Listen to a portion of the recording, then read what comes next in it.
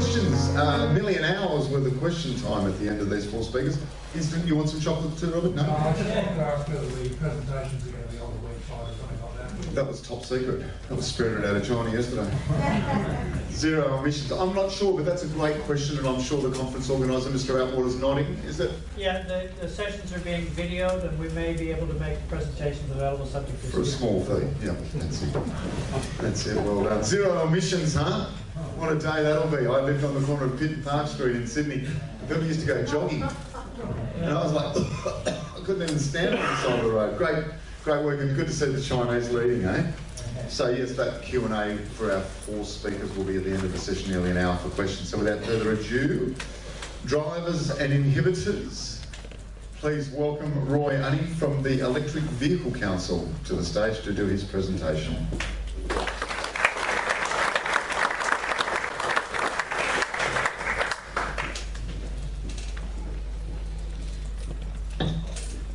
Thank you, everyone. Yes, I'm here today representing the EV Council. The CEO, Beat, was unavailable, and so he kindly asked me to do the presentation.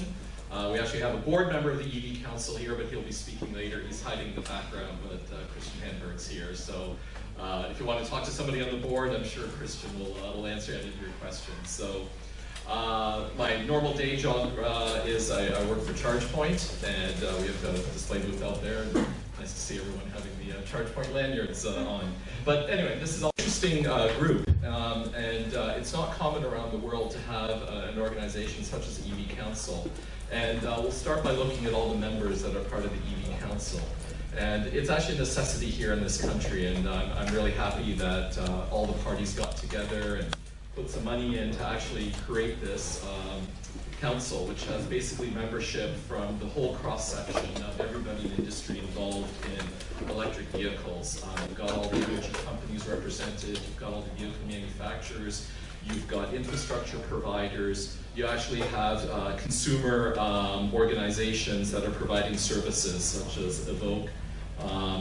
And it's really wonderful to see all the members of the EV Council. And what is the EV Council? At one level, it is a lobby group, and it provides government advocacy. It's responsible for developing policy. A lot of it is together with ClimateWorks. It does reporting analysis, cross-industry coordination. It's facilitating market growth, advice, and guidance. I'm just reading that off, but at the end of the day, it has Beat is full-time employee of the EV Council, and he's out there on a weekly basis, talking to governments, presenting at conferences, talking to industry, supporting all of the members.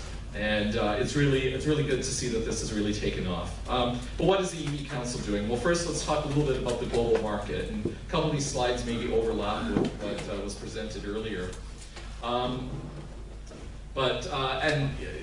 they have provided me these slides, but actually, we should probably be starting to put 2017 on these. But clearly, Australia is a laggard compared to the global market, and that goes without saying. And we'll talk about some of the reasons why. But obviously, electric vehicle sales, you can see, and this is the same slide that was shown earlier. Australia is way far in the far corner. It's almost embarrassing to a certain degree. And here's all the targets that have been set by major countries, and again, Australia has set no target.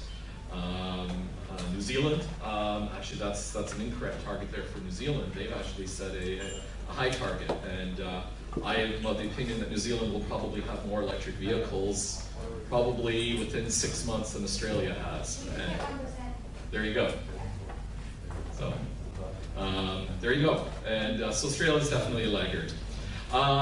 What's happening in the global scheme is the predominant cost of an electric vehicle is batteries, and the battery costs are falling. And these charts are being produced on a weekly basis, and it wouldn't surprise me if EVs become cheaper earlier than 2025. The developments in the space are exponential, and yeah. So once that happens, and you get that inflection point, and EVs effectively reach price parity, it becomes almost a no-brainer. EV sales projections, again, these charts You can look at charts that are available on the internet, and I think one organization that I follow quite a lot is the ICCT that was referenced earlier, and they produce these great graphs in terms of what's happening around the world. Even today, they released some graphs which showed metrics of key cities around the world, and yeah, it at least provides a goal for where we want to be as Australia. And when I look at our capital cities in particular and say, where does Melbourne want to be? Does it want to compare itself to or Devonport, since we're in Devonport? You know, which cities do we want to compare ourselves to? And you've got these metrics now which can help to establish goals, whether it's number of charge points per million vehicles, whether it's or per million people, whether it's the number of vehicles per the population. But you've got these great metrics that you can use. And again, it's just this exponential growth in the electric vehicles. All right, so the main focus of this talk is about the Australian market and what are the challenges and the opportunities that we have here. And it is an opportunity, and let's be upfront about that. There's a tremendous opportunity in this country, both in terms of the number of vehicles that are driven and what can we do to increase the uptake.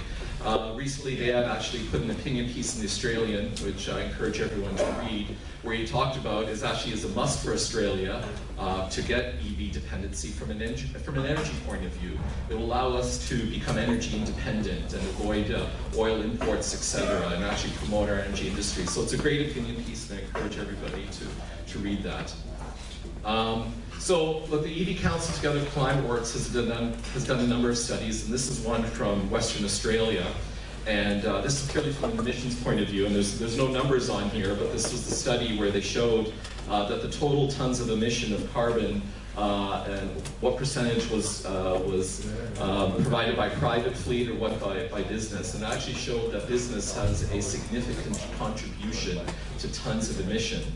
And and just in general, motor vehicles account for 80% of the CO2 that's generated in Perth. But through the work of the EV Council, certainly looking at businesses and fleets is an important part of the work that we're trying to do as early uptakes, because from a purely climate point of view and reductions in CO2s, you can immediately get a significant reduction if you focus on the fleet buyers as early adopters of the vehicles. Now, I know there's probably fewer fleet buyers here. There was actually recently, I think was it here in Devonport or was it in Hobart? There was the Public Fleet Association conference, and there were a number of presentations.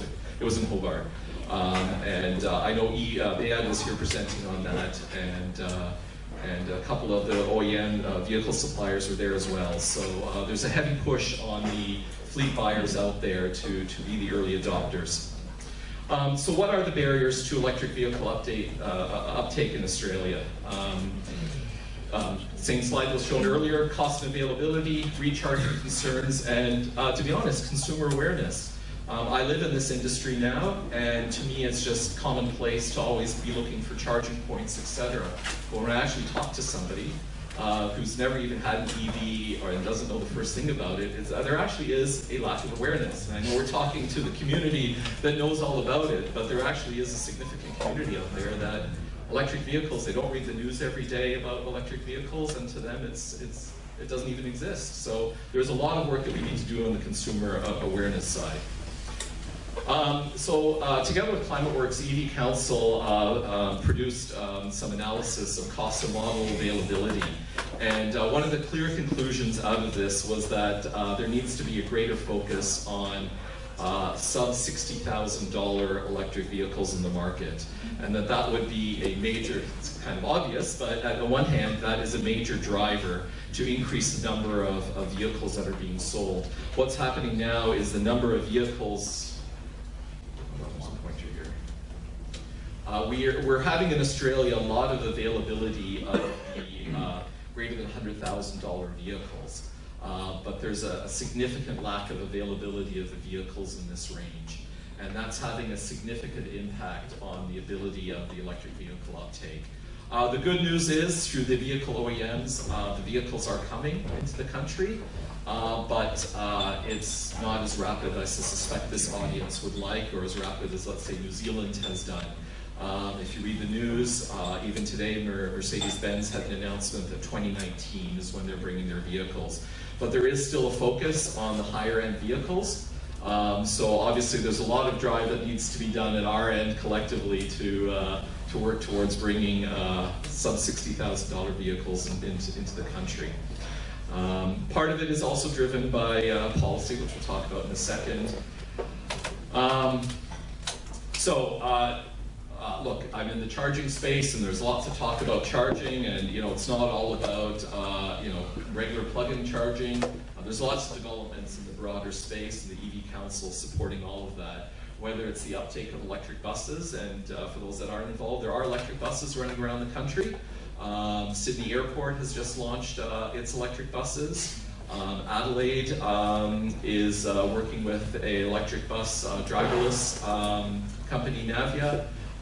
There's a number of driverless bus trials throughout the country. Brisbane Airport also has some driverless buses. So there's a lot of development in this area. And I know this is a like passenger car predominant discussion here, but definitely that's an area under development. And in terms of future technologies, there's a lot of effort that's going to be done in wireless.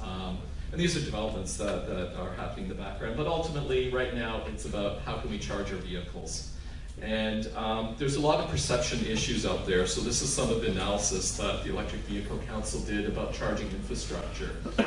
And from a public point of view, public fast charging was deemed to be very important. And to a certain degree, that's already being addressed right now in the country. You've got the Queensland government supporting a rollout of fast charging. You've got the NRMA in New South Wales that has just released a policy, released a program that they want to roll out some fast chargers. So that is being addressed right now. Public charging, ultimately, and workplace charging have been shown in our mature countries, such as the United States and the UK, to be where the predominant amount of charging occurs. And that needs to still be addressed. And if you look at the metrics that are around the world, in terms of attach rates, Australia is very far behind in terms of what's needed to really provide all of the infrastructure needed to do charging. What's interesting is that public charging was deemed to be, sorry, let me look at this for a second.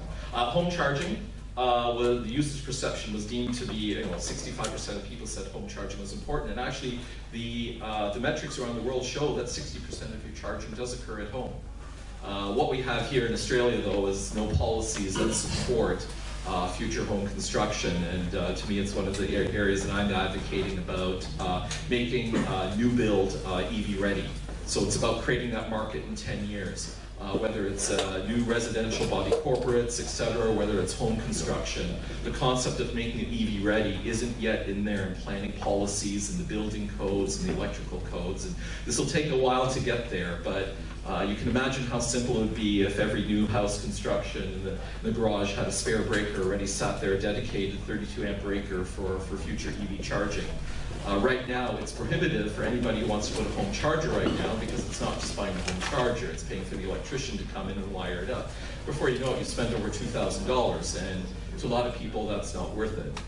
So I am advocating certainly about making future communities EV ready, and I think it was a few months ago, it was a councillor in Hobart that actually was promoting that.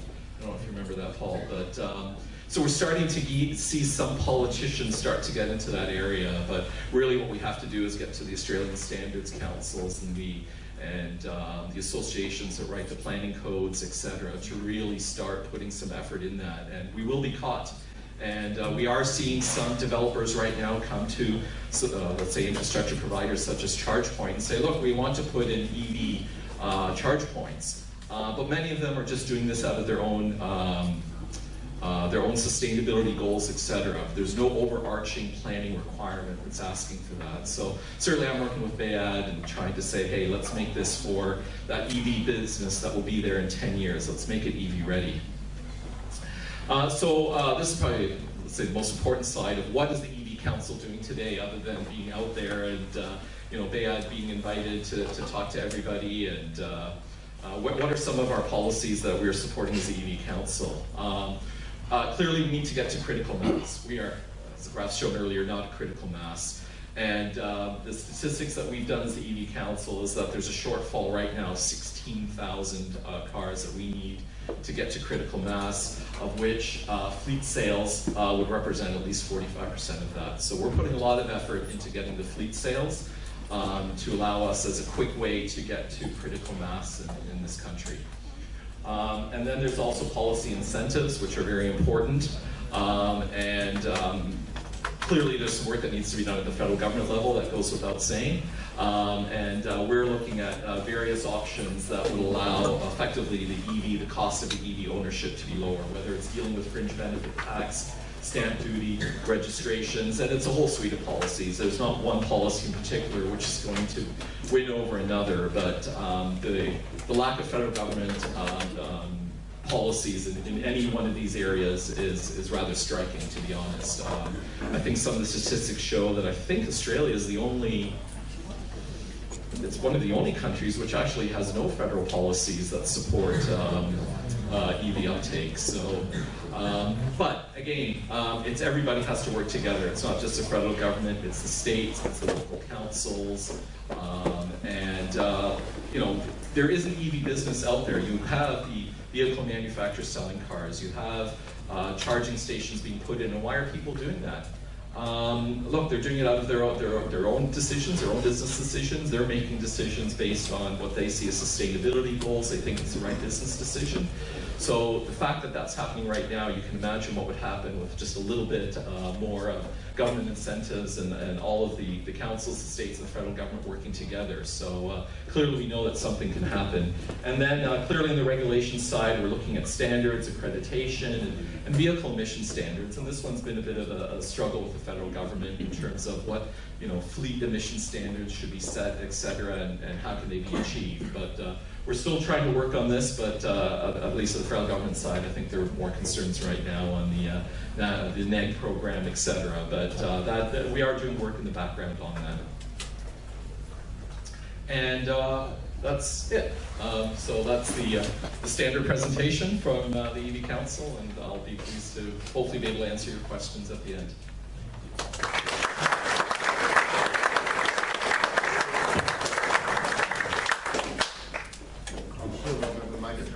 Thank you, Robert. Thank you. I don't think they'll make it. There's a cup in there too. You give him the cup and keep the